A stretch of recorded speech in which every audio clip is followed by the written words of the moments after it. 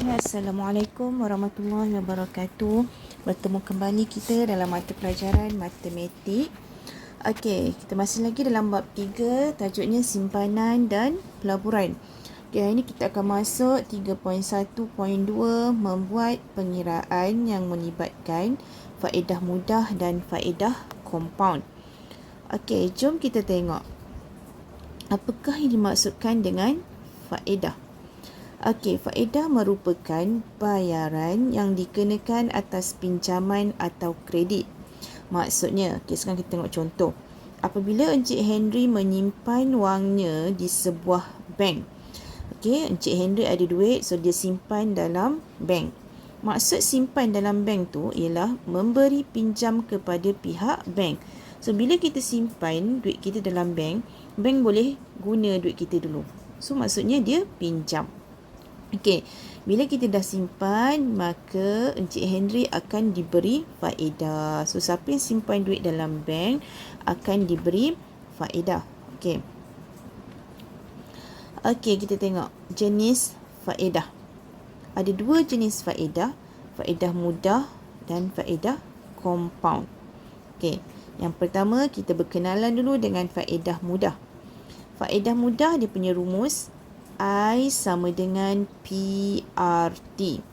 I ini adalah faedah atau dalam bahasa Inggeris dia interest. Okey. P, principal. Principal ni senang nak ingat berapa duit yang ada lah.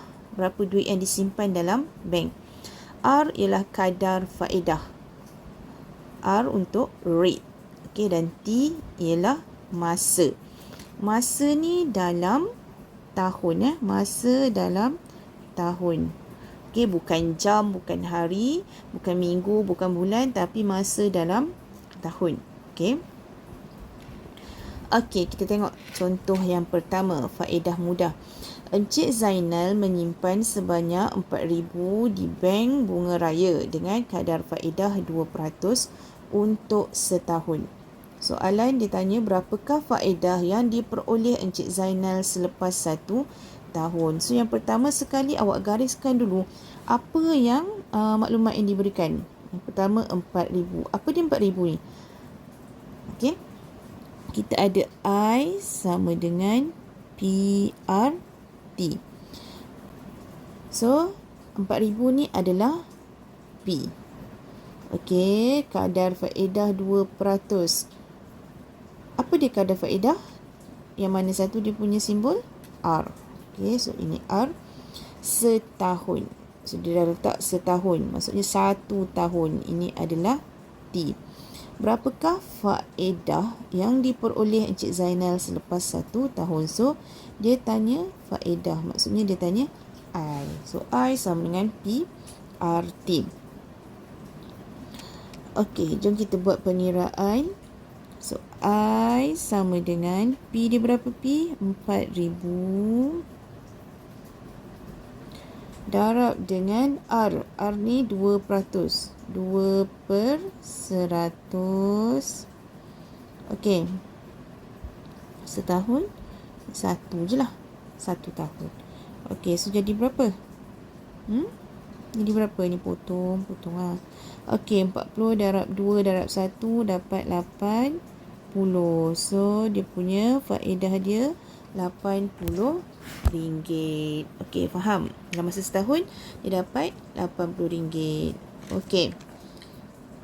Tengok soalan seterusnya. Contoh 2. Okey, Encik Badrul menyimpan sebanyak 5,000 di bank dengan kadar faedah 3% setahun bagi tempoh 2 tahun.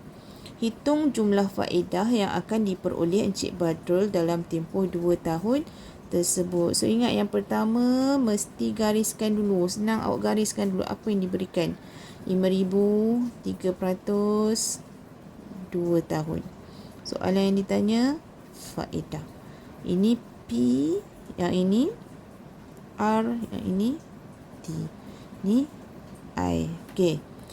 So, dia tulis semula P 5,000, R 3% sama dengan 3/100 atau sama dengan 0.03, T sama dengan 2. Maka faedah I sama dengan PRT. So kita masukkanlah dalam rumus. P5000 darab 3/100 darab 2.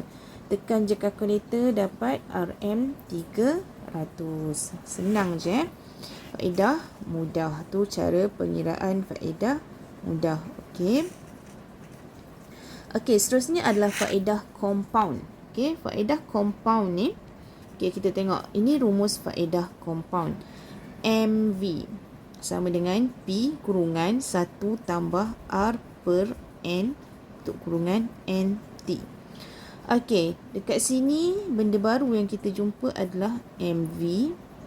P kita dah tahu dah, principal, duit yang ada. R adalah rate. N, okey, ni yang baru juga, N.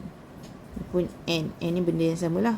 Ini T. T adalah tempoh dalam tahun. Okey, so kita tengok MV. Apa maksud MV? MV ni adalah nilai matang ataupun dalam bahasa Inggeris dia matured value. Okay, P principal, R kadar faedah tahunan, N. N ni ialah bilangan kali faedah di compound dalam setahun. Okay, lepas ni cikgu akan terangkan apa maksud bilangan kali faedah di compound dalam setahun. Dan T ni tempoh dalam tahun. Okay. Okey, faedah di compound tadi. Okey, kita nak cari, kita nak faham apa maksud N ya. N. Okey, N tadi. Apa dia N? Bilangan kali faedah di compound setahun. Contohnya, faedah di compound setiap tahun. Bila dia kata setiap tahun, maksudnya sekali je dia compound. So, N dia sama dengan 1. Okey. Kalau setiap setengah tahun, contoh faedah dia di compound setiap setengah tahun. Setengah tahun ni 6 bulan. So, dalam masa setahun kita ada 12 bulan. Jadinya, bulan 6 dia dah buat sekali. Lagi sekali dia buat bulan 12. Jadi, berapa kali?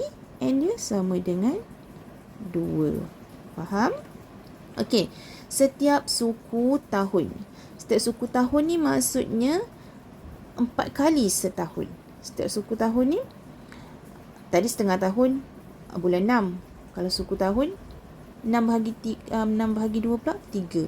Maksudnya bulan 3, bulan 6, bulan 9, bulan 12.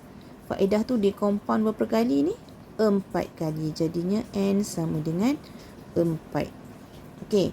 Kalau faedah di compound setiap bulan. Jadi setahun ada berapa bulan? 12 bulan. Ini maksud dia N. Okey, faham semua ni? Okey, itu nak cari apa N dia berapa Okey. Okey, kita tengok soalan. Ini soalan dalam buku teks Okey, contoh 6. Pada awal suatu tahun, Puan Liu Fong menyimpan 15,000. Okey. 15,000. Ini adalah P. Dalam akaun simpanan dengan kadar 4% setahun. R. Dan pengkompaunan setiap 6 bulan. Jadinya N dia sama dengan 2. Okey. Berapakah jumlah wang simpanan Puan Liu Fong pada akhir tahun ketiga? Jadinya T dia sama dengan 3. Okey, P, R, N, T. Masukkan sahaja. Okey. Nilai dalam kita punya rumus. MV sama dengan P kurungan 1 tambah R per N kurungan NT. P 15,000 kurungan 1 tambah R, tukar terus dalam bentuk perpuluhan 0.04 bahagi dengan N. Berapa N kita? 2 tadi N2 ni dapat daripada sini. Okey, tutup kurungan NT kuasa N kita 2, T kita 3. Okey. Lepas tu awak kira lah dulu, awak kira yang ni dulu dalam kurungan ni. Lepas tu kuasakan dengan 2 darab 3 kuasa dengan 6, awak akan dapat ni 1.1262. Lepas tu darab dengan ni, dapatlah 16892.44. Okey. Kita akan terus dapat jawapan dia. Okey, faham? Okey, itu faedah compound. Okey, contoh 7, sebuah bank menawarkan kadar faedah 5%. Okey, 5% setahun. R untuk simpanan dalam akaun simpanan tetap. Jika Puan Wahidah menyimpan 10,000. So, ini adalah dia punya P. Berapakah jumlah wang dalam akaun simpanan tetap beliau pada akhir tahun? Maksudnya T sama dengan 1 lah. Dia tak cerita pun berapa tahun. Tapi faedah di compound yang pertama 3 bulan sekali. Bila 3 bulan sekali,